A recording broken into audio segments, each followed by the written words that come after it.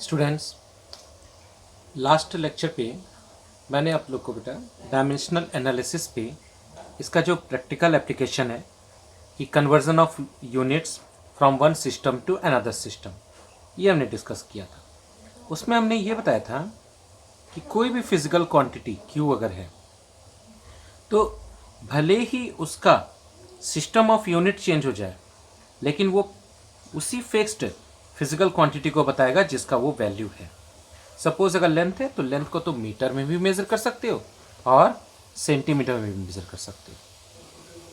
एक क्वेश्चन बताने जा रहे हैं, इसको ध्यान से देखिएगा। इसमें लिखा हुआ है convert 1 calorie equal to 4.2 joule. 1 calorie is equal to 4.2 joule into new system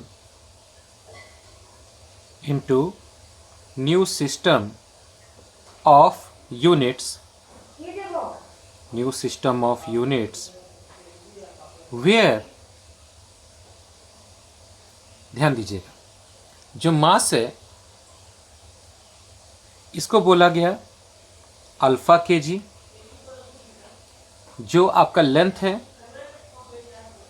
length को बोला गया बीटा मीटर, और जो आपका टाइम है इसको मेजर किया गया गामा सेकेंड में। ठीक है, ये आपको बताया है बेटा। चलिए स्टार्ट करते हैं। देखिए, सबसे पहले हमें ये जानना पड़ेगा कि 1 कैलोरी एक्चुअली किसकी यूनिट है। तो ये यूनिट है बेटा वर्क एनर्जी की। ठीक है, ये एनर्जी की यूनिट है और 1 calorie is equal to 4.2 joule. तो सबसे पहले हमें यह जानना पड़ेगा कि एनर्जी का डायमेंशनल फॉर्मूला क्या होता है। एनर्जी का डायमेंशनल फॉर्मूला होता है ml² T-2। ठीक है, इसका मतलब आप अगर इसको SI यूनिट में लिखेंगे तो 4.2 जूल का मतलब ये हुआ 4.2 kilogram metre square and second -2। इसको तुम्हें कन्वर्ट करना है, इसको आपको कन्वर्ट करना है इस फॉर्म में, alpha KG, beta metre and gamma second में। ओके, कोई परेशानी नहीं है। हमें फॉर्मूला पता है। हमें फॉर्मूला क्या पता है बेटा? N1 U1 is equal to N2 U2, जहाँ N1 क्या है 4.2, U1 क्या है दिस वैल्यू, N2 क्या है वो न्यूमेरिकल वैल्यू जिसमें बदलना है, और U2 क्या है जो नया सिस्टम है। तो हम लिखेंगे N2 is equal to N1 U1 upon U2। इसको जरा इस फॉर्म में लिखने की कोशिश करो बेटा।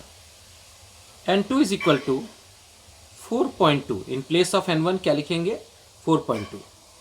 देखिए U1 पहले क्या है M1 अपान M2 पावर 1, फिर L1 upon L2 power 2, and then T1 upon T2 power -2। यहाँ वैल्यू पुट करते हैं 4.2, M1 की जगह पर आप लिखेंगे kg। ठीक है, और M2 जो है दूसरा जो नया सिस्टम है उसमें है ये, उसमें नोटिस करिएगा कि इन्होंने उसकी वैल्यू किस में रखी है बेटा? उसमें इसकी वैल्यू रखी है, जस्ट अ मिनट,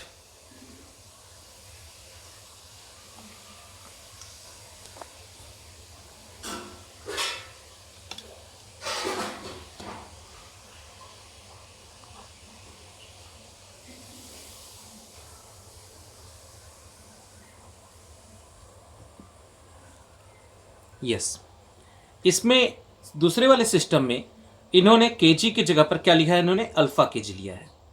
तो हमने अल्फा केजी ले ली पावर 1। L1 की जगह पे क्या लिया है? मीटर। और L2 की जगह क्या लिया है? बीटा मीटर के पावर 2, एंड T1 के पावर क्या लिया है? सेकेंड। और इसकी जगह पर क्या लिया बेटा? Gamma second power -2। ये हमने ले लिया बेटा। अब इसको और आगे सॉल्व करते हैं। 4.2 ध्यान से देखिए, केजी से केजी कैंसिल आउट होगा, अल्फा पावर -1 आ जाएगा, मीटर से मीटर कटेगा, यहाँ 1/β² है, तो ये बीटा जब ऊपर जाएगा तो ये क्या हो जाएगा बेटा, ये हो जाएगा आपका बीटा मीटर स्क्वायर। तो ये वैल्यू हो जाएगी आपकी beta power -2, and then second to second cancel out होगा। यहां देखिए गामा के पावर -2 है, जब ये ऊपर जाएगा तो ये गामा स्क्वायर हो जाएगा। तो आपके पास रिजल्ट क्या आया, 4.2 alpha -1 beta -2 and gamma square. ये हो गई N2 की वैल्यू जो हमें कैलकुलेट करनी थी। आई होप अब आपको कन्वर्जन ऑफ यूनिट्स अच्छे से क्लियर हो गया होगा। हम लोग अब इसके आगे का डिस्कशन करने जा रहे हैं।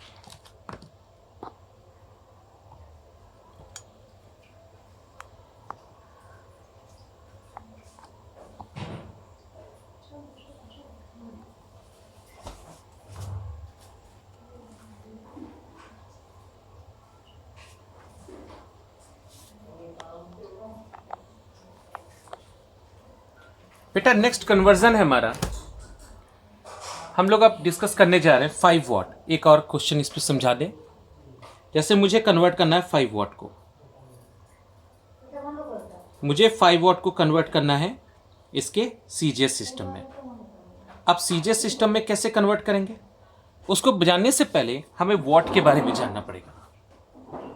1 watt is equal to, you can write it is 1 joule per 1 second. अगर आप इसका डायमेंशनल एनालिसिस करें तो वॉट होता है पावर का, और पावर का डायमेंशनल फॉर्मूला क्या होता है बेटा, पावर का work upon time, that is ml² t-2, and इसका कितना हो जाएगा, इसका हो जाएगा t, दैट इज सॉल्व करने पर आ जाएगा ml² एंड t-3। ये आपका पावर का डायमेंशनल फॉर्मूला है। हमें अब क्या करना है, हमने पावर का डायमेंशनल फॉर्मूला कैलकुलेट किया, इसके बाद हम लोग इसके आगे का टर्म सिर्फ करने जा रहे हैं।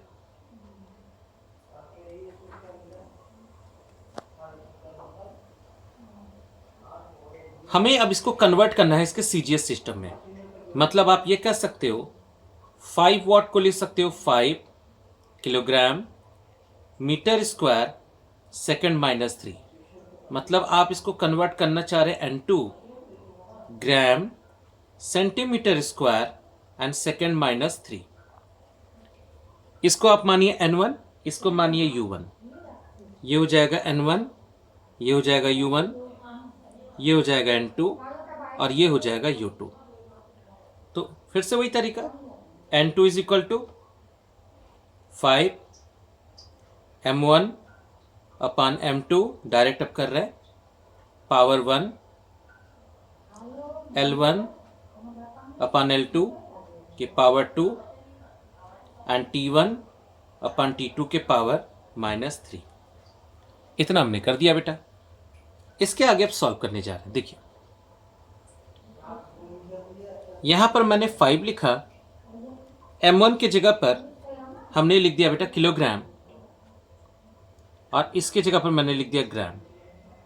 पावर 1, इसकी जगह लिखा मैंने मीटर, और इसकी जगह लिखा सेंटीमीटर के पावर 2, और यहां पर मैंने लिखा सेकेंड अपान सेकेंड की power -3। 5000 gram upon gram, 100 centimetre upon centimetre power 2 and 1 power -3। और आपको पता है बेटा किसी भी 1 के ऊपर अगर -3 लगा हुआ है तो उसकी वैल्यू 1 ही होती है। Gram to gram cancel, centimetre to centimetre cancel. 5 यहां पर आ जाएगा 10⁻3, और यहां हो जाएगा 10⁻2, और ये 2 मिलके हो जाएगा 10⁻4। तो रिजल्ट आया 5 × 10⁻7। इसका मतलब 5 watt is equal to 5 kilogram metre square second -3 is equal to 5 into 10⁻7 gram centimetre square second minus 3। ये हो गया इसका सीजीएस सिस्टम में कन्वर्जन। बेटा यहाँ पर हमने यूनिट्स को कन्वर्जन करना सीखा। अब हम लोग यहाँ पर नया टॉपिक डिस्कस करने जा रहे हैं। ये मान लीजिए जो नया सिस्टम है, कई बार ये आपसे पूछा जाता है कि आप इसको नए सिस्टम में कन्वर्ट करके दिखाइए। सपोज बेटा आपसे कह रहा है यही क्वेश्चन, अब आपसे कह रहा है कि ये जो 5, ये जो वॉट है, इसको आप एक नए सिस्टम में कन्वर्ट करके दिखाइए जिसमें आपका जो मास है वो मास इक्वल होगा 10 ग्राम में। मतलब आप उसको नए सिस्टम में कन्वर्ट करके दिखाइए। जो आपका लेंथ होगा दैट इज L2, इसको आप कन्वर्ट करिए 1 किलोमीटर में या सीधे सीधे 10⁵ सेंटीमीटर में। और जो आपका टाइम है उस टाइम को कन्वर्ट करिए आप 1 मिनट में या सीधे सीधे 60 सेकेंड में। ये हमारा बेसिक क्वेश्चन है। मतलब मास को आप बदलिए 10 ग्राम में, लेंथ को रखिए 1 किलोमीटर में और टाइम को रखिए 1 मिनट में। चलिए कोई परेशानी नहीं, स्टार्ट करते हैं। अब वहीं से स्टार्ट करेंगे।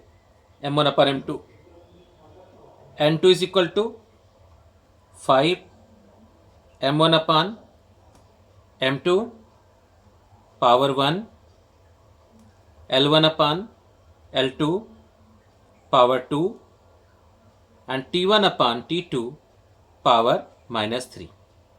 चलिए स्टार्ट करते हैं। 5 m1 की जगह पे क्या रखेंगे किलोग्राम और m2 की जगह क्या रखेंगे 10 ग्राम। इन्होंने कह दिया कि आप ग्राम को जगह 10 ग्राम रखिए। L1 की जगह क्या रखेंगे मीटर और L2 की जगह क्या रखेंगे 1 किलोमीटर, एक स्टेप और बढ़ा के। T1 की जगह क्या रखेंगे सेकेंड और इसकी जगह इन्होंने कह दिया कि आप इसको 1 मिनट में रखिए, पावर -3। इसके बाद आप यहां लिखेंगे 5, देखिए किलोग्राम है तो 1000 ग्राम अपॉन 10 ग्राम। 1 मीटर है, इसको ऐसे ही रखिए मीटर अपॉन, देखिए बेटा किलोमीटर है तो क्या हो जाएगा 1000 मीटर। और ये है आपका सेकेंड तो ये हो जाएगा 60 सेकेंड। हमने इसको भी सेकेंड में कन्वर्ट कर लिया, पावर -3। 1 0 से 1 0 कैंसिल आउट हुआ, 1 मीटर से 1 मीटर, ये सेकेंड से ये सेकेंड। यहां जाएगा 5 इंटू 10⁻² इंटू, देखिए बेटा यहां 1/10⁻³ है, ऊपर जाके क्या हो जाएगा 10⁻³ हो जाएगा। और ये 1/60 के पावर -3 है, ऊपर हो जाएगा 60 के पावर +3। ये जो 1 है ना, तो ये 1/60 पावर -3 है, तो जब ये न्यूमरेटर में जाएगा तो यही -3 ऊपर जाके प्लस हो जाएगा। अब इसको सॉल्व कर सकते हैं हम लोग। 5 into 10⁻⁻1 into 60 into 60 into 60। Solve करने पर जो भी आंसर आएगा वो हमारी n2 की वैल्यू आ जाएगी बेटा। इसको फिलहाल हम अभी रोक दे रहे हैं। तो ये हमारा conversion of system of unit हो गया। अब हम लोग इसके नेक्स्ट एप्लीकेशन पे पढ़ने जा रहे हैं कि इसका नया एप्लीकेशन डायमेंशनल एनालिसिस का क्या है। ये है बेटा, इसको कहते हैं प्रिंसिपल ऑफ होमोजेनिटी। इस टॉपिक का नाम है प्रिंसिपल ऑफ होमोजेनिटी। इसको हम नए पेज पे कर दे रहे।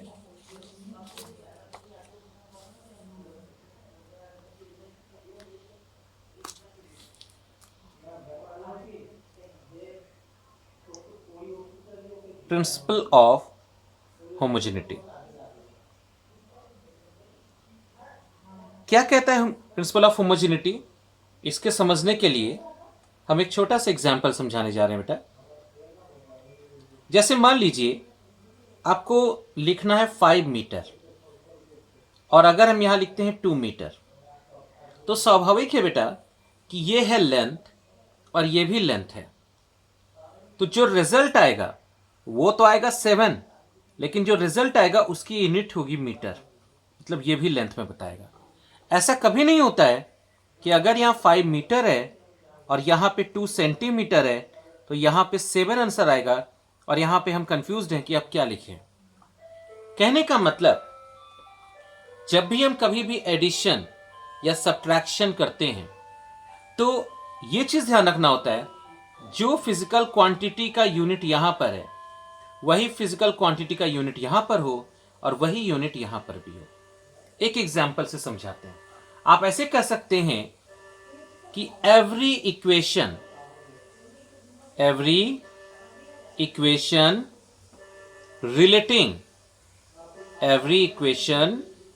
Relating physical quantities,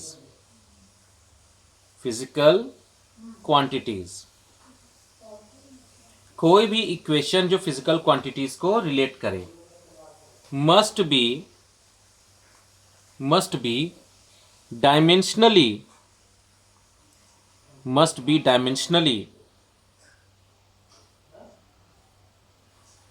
homogeneous. इसका मतलब यह हुआ बेटा कि जब भी कोई भी इक्वेशन लिखेंगे तो उसके हर एक टर्म का जो डायमेंशन होगा वो आपस में इक्वल होना चाहिए। Dimensions of each term must B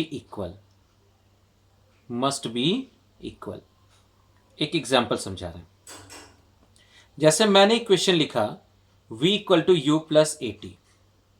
अब ये करेक्ट है कि नहीं ये डिसीजन हम इस तरह से करेंगे। नोटिस करिएगा, यहां v किसको बता रहा है, यहां बता रहा है स्पीड को या वेलोसिटी को, तो इसकी एसआई यूनिट होगी मीटर पर सेकेंड, यानी ये मीटर पर सेकेंड हुआ। यहां पे जो u है ये भी आपका स्पीड को ही बताएगा, यानी यहां पर भी क्या होगा मीटर पर सेकेंड। आप नोटिस करिएगा 5 metre plus 2 metre equal to 7 metre. मतलब अगर यहां लेंथ है तो यहां भी लेंथ होना चाहिए और यहां भी लेंथ होना चाहिए। यहां ए की यूनिट है मीटर पर सेकेंड स्क्वायर और टाइम की यूनिट है सेकेंड। जब आप सॉल्व करेंगे तो अगेन यू गेट मीटर पर सेकेंड। कहने का मतलब जो यूनिट यहां पर है वही यूनिट यहां पर है, वही यूनिट यहां पर है, मतलब ये डायमेंशनली इक्वल है, इसलिए ये इक्वेशन करेक्ट होगा। प्रिंसिपल ऑफ होमोजेनिटी यही कहता है बेटा। तो अगर हम कोई भी इक्वेशन लिखते हैं, suppose q equal to W plus X मैंने लिखा, अगर आपसे हम पूछें कि यहां पे q की यूनिट क्या है, अगर हम q की यूनिट सपोज करो हम लिखते हैं ml स्क्वायर t माइनस 2। अगर सपोज करो मैंने q की यूनिट ये लिखी, तो अगर मैंने q की unit ml square t minus 2 लिखा है, जस्ट अ मिनट बेटा,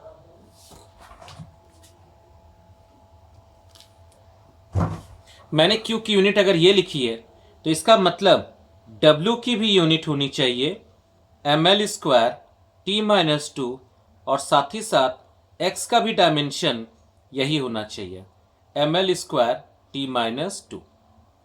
ये है इसका बेसिक कॉन्सेप्ट बेटा, प्रिंसिपल ऑफ होमोजेनिटी पे बेस्ड क्वेश्चंस की। चलिए आगे स्टार्ट करते हैं क्वेश्चंस को, कैसे करके यहां से लगेगा। मान लीजिए हमसे पूछा गया कि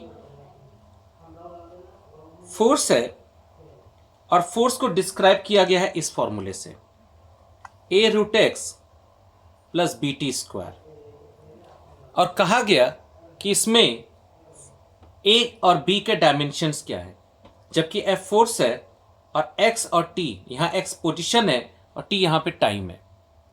तो नोटिस करिए बेटा, जब आप इसको सॉल्व करेंगे तो आप देखेंगे, मैंने भी आपको बताया प्रिंसिपल ऑफ होमोजेनिटी क्या कहती है, जो डायमेंशन f का होगा ये इक्वेशन तभी करेक्ट माना जाएगा जब f का डायमेंशन a रूट एक्स का डायमेंशन और बी टी स्क्वायर का डायमेंशन जब ये आपस में इक्वल होंगे तभी ये इक्वेशन करेक्ट होगा, और अगर ये इक्वल नहीं है तो ये गलत है।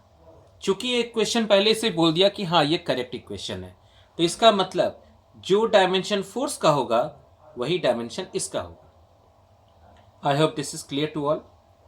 तो यहां पर सबसे पहले हम डायमेंशन ऑफ f को लेकर चलते हैं। तो जो डायमेंशन f का होगा वही डायमेंशन a रूट एक्स का होगा। इसको हम इस पेज पे करते हैं बेटा। मैंने कहा कि जो डायमेंशन f का होगा वही डायमेंशन आपका a रूट x का होगा। इसका मतलब जो डायमेंशन a का होगा वही dimension f upon root x का होगा। अब यहां से इसको सॉल्व करने की कोशिश करते हैं। f का डायमेंशन देखो, इसको एक और तरीके से लिखे, यहां लिख सकते हैं f और यहां लिख सकते हैं x के पावर 1/2। तो देखिए क्या होता है, f का डायमेंशन होगा m l t माइनस 2, ये हो जाएगा f का डायमेंशन। अब रही बात x की डायमेंशन की, तो x का डायमेंशन हो गया l और इसके ऊपर पावर लगा दिया 1/2। जब इसको सॉल्व करेंगे तो देखिए क्या मिलता है, एम एल ये 1 है और ये 1/2 है, 1 में से 1/2 जाएगा तो क्या बचेगा 1/2 और t पावर -2। तो a का डायमेंशन आपको पता चल गया। इसी तरीके से आप यहां b का डायमेंशन पता कर सकते हैं। जो डायमेंशन f का होगा वही डायमेंशन BT² का भी होगा। तो अगर जो डायमेंशन BT² का हो गया तो जो डायमेंशन आपका b का होगा वही डायमेंशन आपका f/T² का होगा। f का डायमेंशन है ml t-2 और T² का डायमेंशन है t के पावर 2।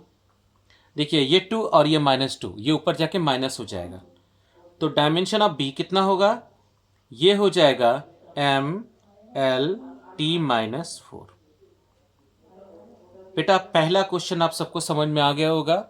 ये है डायमेंशनल फॉर्मूले का पहला एप्लीकेशन, किस तरह से हम लोग डायमेंशनल फॉर्मूले को इस्तेमाल करते हैं, कैसे करके प्रिंसिपल ऑफ होमोजेनिटी का इस्तेमाल करके। नेक्स्ट क्लास में बेटा इसके आगे का टॉपिक डिस्कस करेंगे।